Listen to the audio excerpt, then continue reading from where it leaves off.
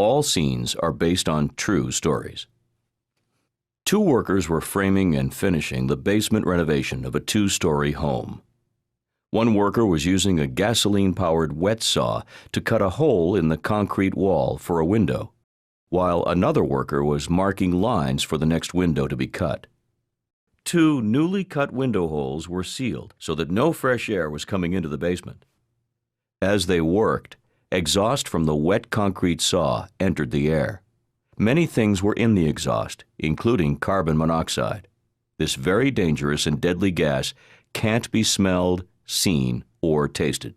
So the workers didn't know they were being harmed, and because no fresh air was coming into their work area, the amount of carbon monoxide continued to increase as the saw was used.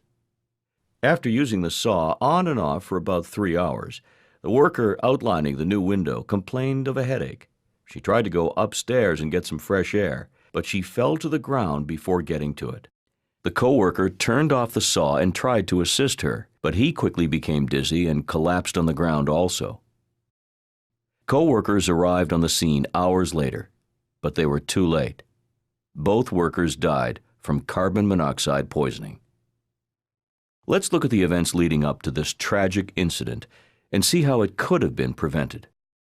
These workers were in a closed-in space where a gasoline-powered concrete saw was being used. Because there was no fresh air coming into this work area and the exhaust was not released to the outside, the carbon monoxide from the exhaust stayed in the room.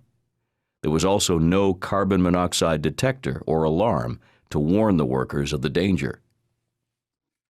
The best way for these workers to stay safe from carbon monoxide poisoning is to not use a gasoline-powered saw. Instead, they should use a hydraulic or pneumatic concrete saw, which do not produce carbon monoxide. Let's take a look again at the workers in the basement. Now the workers are using a hydraulic saw, and there is no buildup of carbon monoxide. This video shows how using a gasoline-powered saw led to carbon monoxide poisoning, killing these workers. But this is not the only equipment construction workers use that can lead to carbon monoxide poisoning. It can happen with other fuel-powered tools. Some examples include portable generators, space heaters such as salamanders, trowels, and water pumps. This example shows the importance of employers following OSHA's standards to ensure that workers are provided with a safe workplace.